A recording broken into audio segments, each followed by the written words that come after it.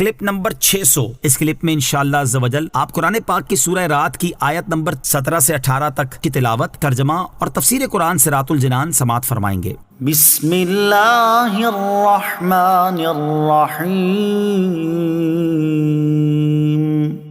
اللہ کے نام سے شروع جو نہایت مہربان رحمت والا ہے۔ انزل من السماء ماء فسالت اودية بقدرها فاحتمل السيل زبدا رابيا ومما يوقدون عليه في النار ابتغاء حلية أو متاع زبد مثله كذلك يضرب الله الحق والباطل فأما الزبد فيذهب جفاء وأما ما ينفع الناس فيمكث في الأرض كذلك يضرب الله الأمثال۔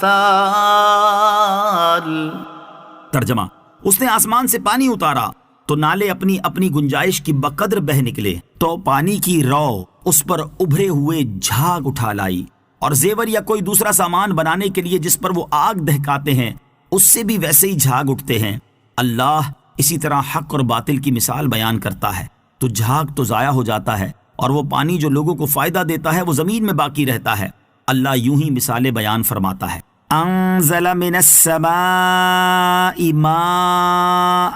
اس نے آسمان سے پانی اتارا۔ اس سے پہلی آیت میں اللہ تعالیٰ نے مومن اور کافر کو آنکھ والے اور اندھے سے، ایمان اور کفر کو روشنی اور اندھیرے سے تشبیہ دی تھی، جبکہ اس آیت میں ایمان اور کفر کی ایک اور مثال بیان فرمائی ہے۔ اس مثال کا خلاصہ یہ ہے کہ باطل اس جھاگ کی طرح ہوتا ہے جو ندیوں میں ان کی وسعت کے مطابق بہتے پانی کی سطح پر، اور سونا، چاندی، تانبا، پیتل وغیرہ پگھلی ہوئی معدنیات کی مائع سطح پر ظاہر ہوتی ہے، جبکہ حق جھاگ کے علاوہ باقی بچ جانے والی اصل چیز کی طرح ہوتا ہے۔ تو جس طرح بہتے پانی یا پگھلی ہوئی معدنیات کی سطح پر جھاگ ظاہر ہو کر جلدی زائل ہو جاتی ہے، ایسے ہی باطل اگرچہ کتنا ہی ابھر جائے اور بعض حالتوں اور وقتوں میں جھاگ کی طرح حد سے اونچا ہو جائے، لیکن انجام کار مٹ جاتا ہے، اور حق اصل چیز اور صاف جوہر کی طرح باقی و ثابت رہتا ہے۔ امام فخر الدین رازی رحمۃ اللہ تعالی علیہ نے اس آیت میں مذکور مثال کی بہت اچھی وضاحت فرمائی ہے۔ اس کا خلاصہ یہ ہے کہ اس آیت میں پانی سے مراد قرآن پاک اور ندیوں سے مراد بندوں کے دل ہیں،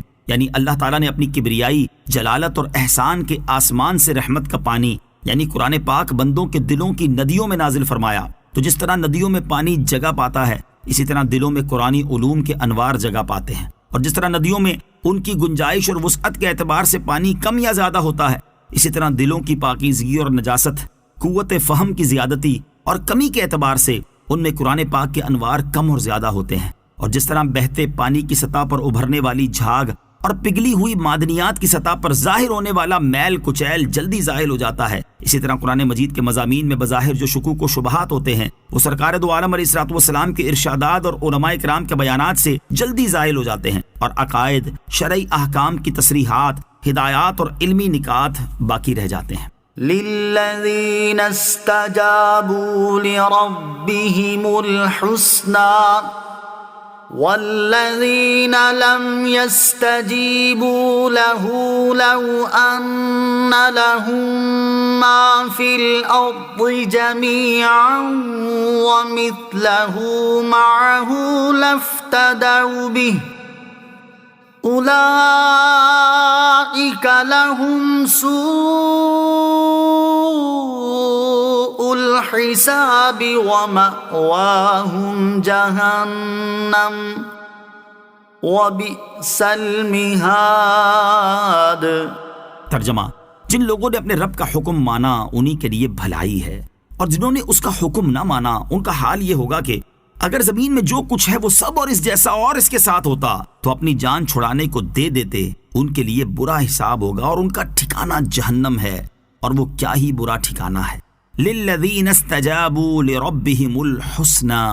جن لوگوں نے اپنے رب کا حکم مانا انہی کے لیے بھلائی ہے۔ اس آیت کا خلاصہ یہ ہے کہ جن لوگوں نے اللہ تعالیٰ کی وحدانیت کا اقرار کیا، اللہ عز و جل اور اس کے رسول علیہ الصلوۃ والسلام پر ایمان لائے، تو انہی کے لیے بھلائی یعنی جنت ہے۔ اور جو لوگ اپنے کفر و شرک پر قائم رہے، ان کا حال یہ ہوگا کہ یہ اس قدر خوفناک اور تکلیف دہ حالت میں ہوں گے کہ اس سے جان چھڑانے کے لیے اگر زمین میں جو کچھ ہے وہ سب اور جیسا اور اس کے ساتھ ہوتا تو قیامت کے دن جہنم کے عذاب سے اپنی جانوں کو بچانے کے لیے فدیے کے طور پر دے دیتے، لیکن ان کی جان پھر بھی نہ چھوٹی۔